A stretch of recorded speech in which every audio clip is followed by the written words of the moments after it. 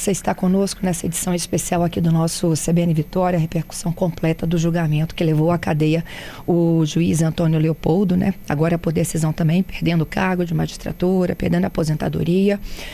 Ele que passará a cumprir, então, 24 anos de prisão. Eu converso agora, inicialmente, nessa cobertura especial, com o juiz Carlos Eduardo Ribeiro Lemos. Carlos Eduardo integrou a missão especial de combate ao crime organizado, designada na época, né, em 2002, gente, pelo Ministério da Justiça aqui no Espírito Santo. A gente enfrentava as instituições contaminadas, né, com tentáculos do crime organizado. Carlos Eduardo também era colega de Alexandre na vara de execuções penais. Doutor Carlos, bom dia. Bom dia, Fernanda. Bom dia a todos os ouvintes da Rádio CBN. 23 anos e o judiciário respondeu. Ou seja, um julgamento, Fernanda, que leva 23 anos para chegar ao fim, é ao mesmo tempo motivo de alívio por fechamento de um ciclo, né? E de inquietação, né? Eu acho que alívio porque, apesar de todas essas demoras, a justiça finalmente falou, a justiça finalmente define a situação. A condenação significa que, então, a verdade não foi esquecida pelo povo capixaba, a verdade não morreu, que a memória da vítima não foi apagada pelo tempo, né?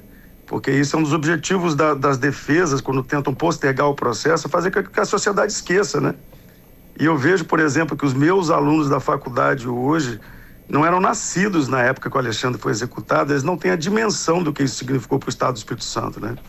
Então a gente vê que a memória da vítima não foi apagada pelo tempo, que a sociedade não desistiu completamente de exigir a responsabilidade por uma vida tirada. Isso é muito positivo, mas também, como eu falei, é impossível não sentir indignação com essa demora de décadas para chegar ao fim de uma apuração de um crime tão bárbaro, né? Isso é uma ferida institucional brasileira, na verdade. O processo penal, ele deve existir para afirmar a força da lei, para proteger a sociedade e principalmente para dar resposta às vítimas. Quando uma sentença leva gerações inteiras para ser proferida, o sistema precisa olhar para si mesmo com honestidade e reconhecer, Fernanda, que está tudo errado, né? A gente tem que mudar esse sistema nosso com essa enxurrada de recursos que permite que um acusado consiga arrastar um processo buscando a impunidade, na maioria das vezes pela prescrição, o que quase ocorreu neste caso, né? Então, assim, eu acho que os 23 anos revelam que ainda a gente precisa enfrentar com coragem essa lentidão do sistema de justiça. A verdadeira justiça não é apenas condenar ao final, mas eu acho que é condenar dentro de um tempo que ainda faça sentido para a sociedade e principalmente, Fernanda, para a memória das vítimas. Eu convivo com isso a minha carreira inteira, né?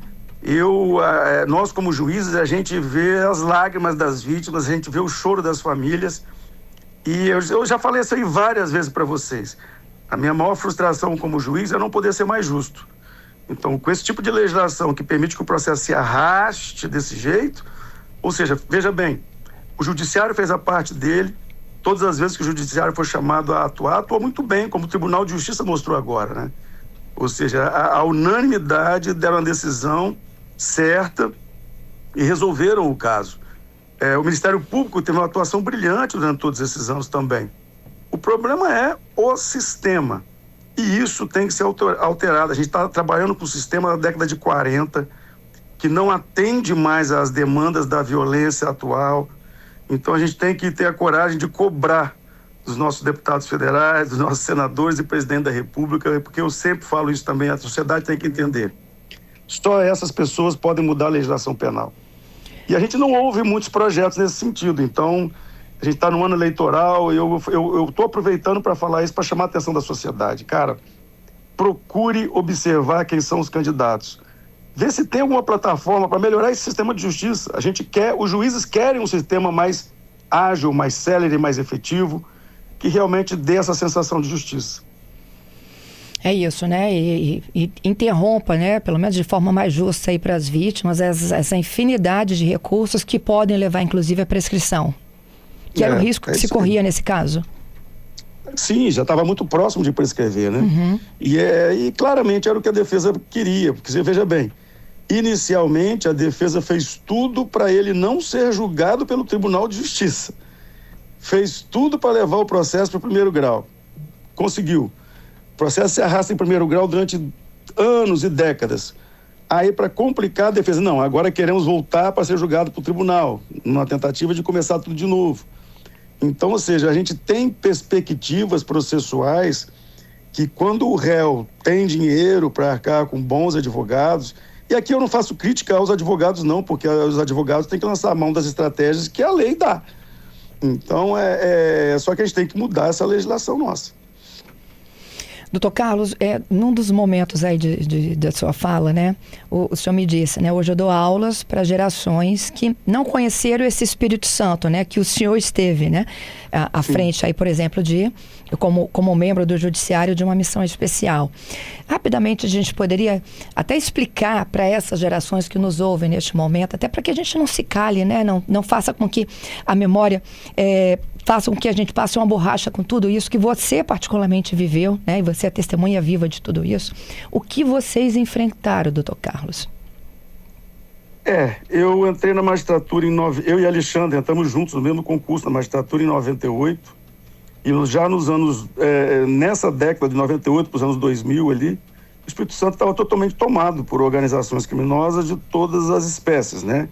Organização criminosa dilapidando o erário, ou seja, roubando o dinheiro do Estado e do cidadão. Organização criminosa exterminando pessoas. Nós tínhamos vários grupos de extermínio atuando aqui no Estado, conhecidos. E organizações criminosas que já chegavam, essas tradicionais, essas facções dentro do sistema prisional. E, na época, o Espírito Santo tinha o pior sistema prisional do Brasil. Então, na verdade, a gente estava com um sistema de justiça mais falido ainda, quando as estruturas basilares, como o sistema prisional, estavam destruídos.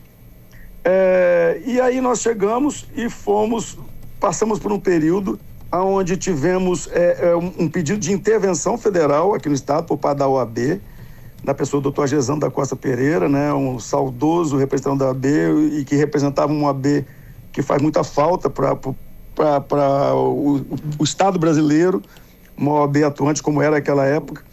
E o Dr. Gesandro, então, ele fez um pedido de intervenção federal, tamanhos desmandos que tinha no Estado. O governo federal, por questões políticas, o Fernando Henrique Cardoso, ele prometeu fazer a intervenção, depois voltou atrás, mesmo porque ele era do mesmo partido do governador da época, e mandou, então, a missão federal de combate ao crime organizado para atuar no Estado do Espírito Santo. E à época, então, já depois dos anos 2000, eu fui convocado pelo presidente do tribunal para atuar na vara de central de inquéritos também, onde passariam os inquéritos da missão federal. Ou seja, eu seria o juiz que atenderia as demandas da missão federal nos processos do Estado. E, na verdade, fui eu que pedi ao presidente do tribunal à época, desembargador Alemer, que colocasse mais um colega para me ajudar. E eu indiquei o nome do doutor Alexandre. Porque eu sabia que era um juiz competente, sério, com uma inteligência muito acima da média, um conhecimento na área penal muito acima da média, e eu o indiquei. E o presidente imediatamente acatou minha sugestão e eu e Alexandre, então, começamos a atender essas 3 demandas da missão especial principais. Atuar contra o desvio de dinheiro do Estado, atuar contra as facções no sistema prisional e atuar contra os grupos de extermínio. E nesse processo, como a gente também trabalhava na vara de execução penal, nós fomos descobrindo os desmandos da vara de execução penal, onde o titular era o doutor Leopoldo, e que ali também beneficiava um desses grupos de extermínio. E aí, então, as investigações começamos a prender muita gente no Estado, fazendo um processo que não era comum aqui no Estado, de prender autoridades, e o povo ficou muito sensibilizado e nos apoiava muito esse tipo de ação que estava começando a mudar, né, no contexto, inclusive, da política judicial brasileira. E, concomitante a isso, começamos a receber muitas ameaças. Tentaram sequestrar minha esposa na época, tudo para nos intimidar, né? Agora, o que mais nos chamava a atenção não eram nem as ameaças, eram também os vários informes que recebemos de planos para nos matar, que eram mais concretos. A gente recebia informes anônimos de pessoas dando nome já naquela época do envolvimento do juiz Leopoldo, que tinha um plano, ou seja, isso tem vários, tudo estava no processo, recebeu fax, cartas, falando de Coronel Ferreira, Leopoldo, ou seja, dando nome, inclusive, das pessoas que queriam nos matar. E a verdade é a seguinte, Fernanda, nós muito jovens, e eu lembro como se fosse hoje, o Alexandre falava para mim, cara, ninguém vai ter coragem de matar a gente. Nós somos juízes, a missão federal está aqui, se matar um juiz, aí acabou, eles vão fechar o Estado. Era como o Alexandre pensava naquela tenra idade, né? E eu também, né? Nas nossas conversas eu lembro isso. E acabou que nós erramos. Nós desdenhamos a capacidade ofensiva dessas organizações. E mataram o Alexandre com a intenção de efetivamente calar a todos, né? Calar o Poder Judiciário e calar o Estado. Mas graças a Deus, Fernanda, o Estado do Espírito Santo tem homens de bem. E no Ministério Público, na magistratura, a gente nunca deixou cair a peteca, a gente tocou o bonde, seguiu em frente. E se não fosse isso, teria dado em nada realmente. Era um crime para dar em nada. Tamanho o nível de articulação da organização, né? Mas a gente conseguiu, com o esforço de muita gente, chegar à condenação praticamente de todos que foram envolvidos, executores intermediários, e 2 dos mandantes. Então, aquilo que eu falo, essa condenação agora fecha essa história, né? Eu acho que é muito frustrante para a sociedade capixaba ver um crime tão bárbaro, tão significativo de ataque ao Estado, não ter uma solução. Eu confesso a você, depois de 23 anos, eu já estava querendo que acabasse, de uma forma ou de outra, né? E, para a sorte de todo mundo, acabou com o deslinde certo. Doutor Carlos, para finalizar, o fato da permanência de Antônio Leopoldo no quartel do Comando Geral, isso é previsível pela legislação aí penal? Olha, eu não sei, eu não conheço o teor da decisão do Tribunal de Justiça que fundamentou essa questão. Se o tribunal fez, eu não sei se fez de caráter permanente ou se um caráter temporário, transitório, pode ser sido também, porque em razão da decisão ter sido à noite. Eu não sei dizer. Então, realmente, eu teria que conhecer o fundamento da decisão para poder fazer uma análise crítica, mas eu não a conheço.